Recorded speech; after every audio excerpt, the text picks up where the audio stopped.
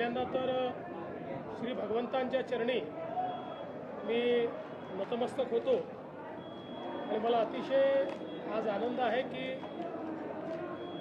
भगवंतांच्या प्रगट दिनोत्सवाच्या निमित्ताने बार्शीच्या ऐतिहासिक नगरीमध्ये मला येण्याची संधी मिळाली आणि विशेषतः आपल्या सगळ्यांना कल्पना आहे की हे अतिशय प्राचीन अशा प्रकारचं मंदिर आहे। जवळजवळ याचा उल्लेख हा 10व्या शतकातही सापडतो, 11व्या शतकातही सापडतो आणि या सोलापूर जिल्ह्याचं महत्त्व असं आहे की भगवान श्री विष्णूंनी या ठिकाणी घेतलेले अवतार हे आपल्या भक्तांकरता घेतलेले अवतार आहेत। अंबरीश राजाकरता घेतलेला अवतार हा भगवंतांचा अवतार आहे आणि पुंडलिक भक्तांकरता घेतलेला अवतार हा श्री विठ्ठलांचा अवतार आहे। त्यामुळे मला असं वाटतं की हा जो आपला इतिहास आहे, हे जे आपलं स्थापत्य आहे, हे जे आपलं अध्यात्म आहे, ही जी आपली संस्कृती आहे ती जपणं अत्यंत गरजेचं आहे। आणि या सगळ्या परंपरा ज्या इतक्या वर्षापासून चालत आलेल्या आहेत, त्यातनं जे लोकपरंपरा तयार झालेल्या आहेत, या सगळ्या गोष्टी मला असं वाटतं महत्त्वाच्या आहेत। आणि म्हणूनच मागच्याही काळात भगवंतांचं दर्शन घ्यायला मी आलो होतो, पण राजाभाऊ राऊतांचं सातत्याने आग्रह होता की प्रकट दिन उत्सवाच्या निमित्ताने या ठिकाणी आलं पाहिजे आणि मला देखील खरं म्हणजे ती संधी हवीच होती। त्यामुळे आज हे दर्शन मला प्राप्त झालेलं आहे। राजाभाऊंनी जो आराखडा इथला तयार केलेला आहे त्याला सरकार पूर्ण समर्थन देईल आणि अतिशय चांगल्या पद्धतीनं ही ऐतिहासिक जागा आहे। पुराणांमध्ये याचा उल्लेख आहे, विष्णू पुराणात आपल्याला त्या ठिकाणी उल्लेख पाहायला मिळतो की कशा प्रकारे दुर्वास ऋषींचं जे गर्भहरण आहे ते या भागामध्ये खऱ्या अर्थानं झालं होतं आणि म्हणून अशा या आपल्या सांस्कृतिक ठेव्याला अधिक चांगल्या पद्धतीनं लोकांपर्यंत आणण्याचा प्रयत्न करण्याकरता हा जो काही आराखडा या ठिकाणी मांडलेला आहे तो निश्चितपणे त्याला आम्ही समर्थन देऊ।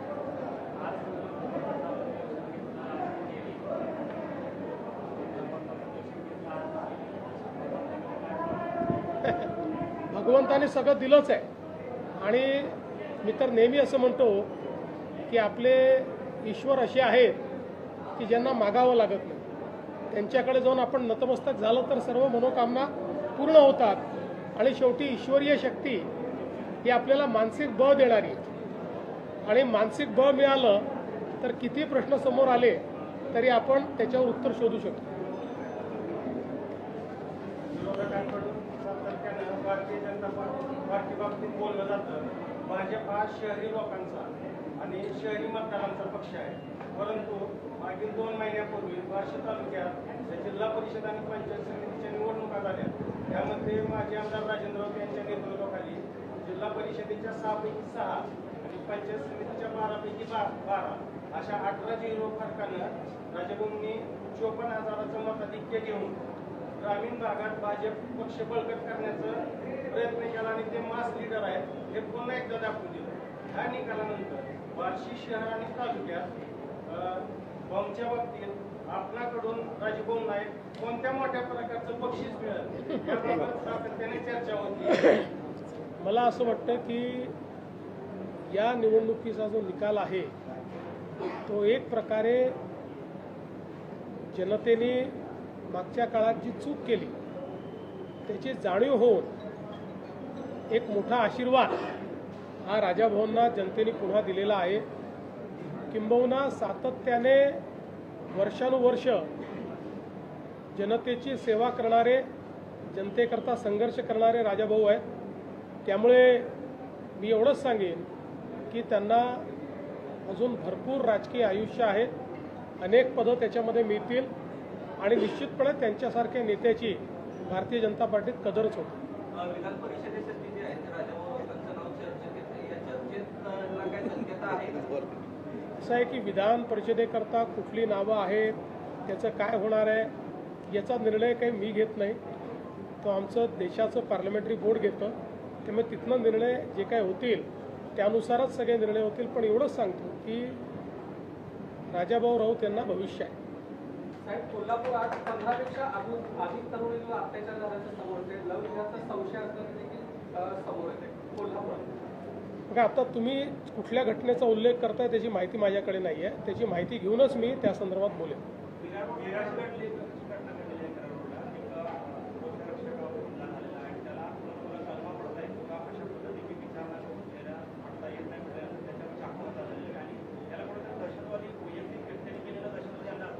मुळामध्ये एकूण हे जे प्रकरण आहे हे बघितलं तर सेल्फ रॅडिकलायझेशनचं प्रकरण आहे.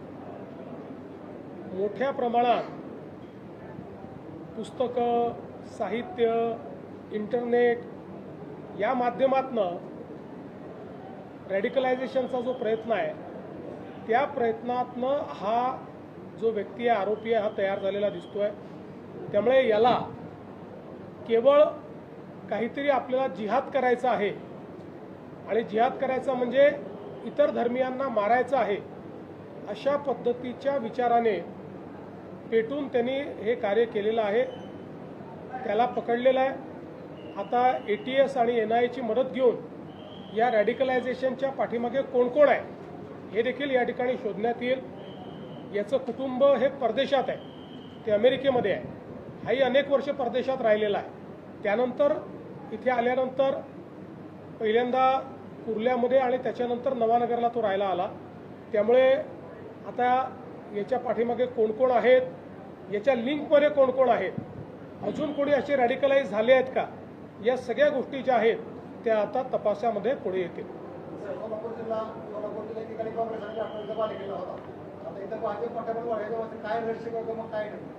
माझ्या आजूबाजूला बसलेले सगळे शासकीय कर्मचाऱ्यांचं वय 58 करायचं आपल्या जी जी शासकीय कर्मचाऱ्यांचं निवृत्तीचं वय 58 करायचं प्रस्तावित आहे. त्याच्या संदर्भात काय आपलं? आता आमची चर्चा चाललेली आहे. या संदर्भात युनियनची चर्चा चाललेली आहे. चर्चेअंती मग या संदर्भात काय निर्णय होतो ते बघूया. साहेब, राजाभाऊंची अनेक दिवसापासून मागणी आहे. ज्या पंढरपूरला मुख्यमंत्र्यांची जशी पूजा होते आषाढीची, तशाच पद्धतीची पूजा जी आहे ती कायमस्वरूपी पालकमंत्र्यांची असते. जे कोणी सोलापूरचे पालकमंत्री असतील त्यांची असते अशी मागणी आहे. जरूर याचा विचार करू. साहेब, एकनाथ शिंदे मुख्यमंत्री असताना पर्यावरण विभागाच्या वतीनं 11 तलावांना मान्यता दिली होती. मात्र मंत्री पंकजा मुंडेंकडून हा प्रकल्प रद्द करण्यात आला. 11 तलाव. मला कल्पना नाही आहे. मी त्याची माहिती घेऊन सांगेन आपल्याला.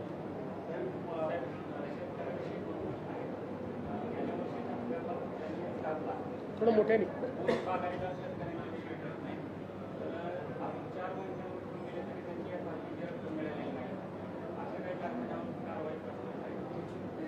आपल्याला कल्पना आहे की महाराष्ट्रामध्ये दरवर्षी आपण FRP जी आहे ही 99% वर अचीव करतो. थोडं मागे पुढे होतं कारण मार्केटमुळे कारखान्यांवरही कधी आणि अनेक वेळा आपणही मदत केली आहे, सरकारने मदत केली आहे. याही वर्षी ऊस कारखानदारीच्या संदर्भात एक बैठक आम्ही घेतली.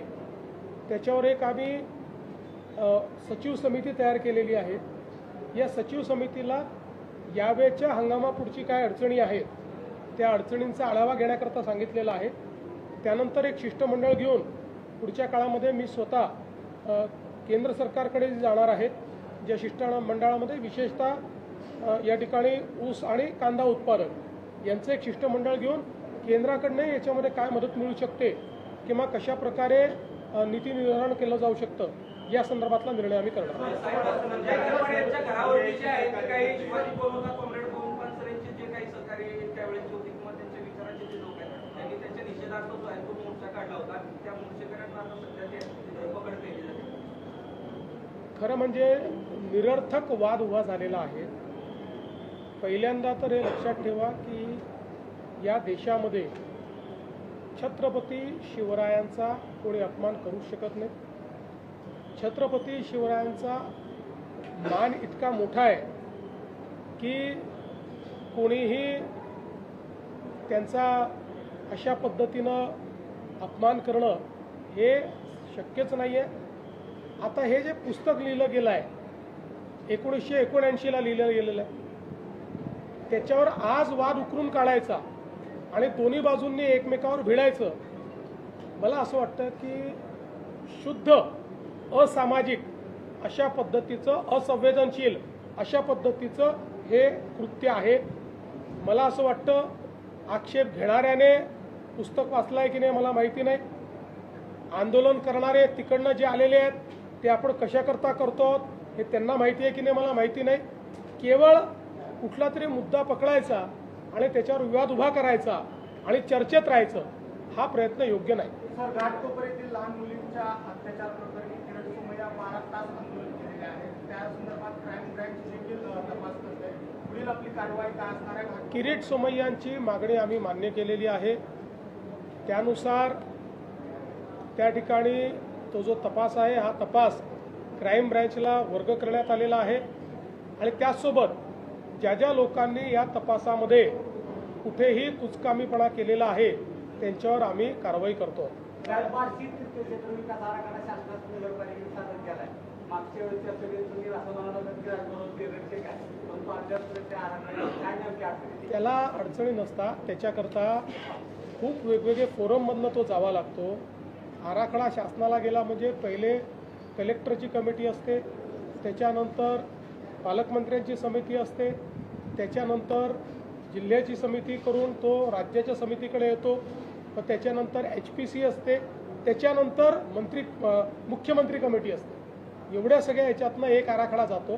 त्यामुळे तो प्रोसेसमध्ये आहे. चला, धन्यवाद.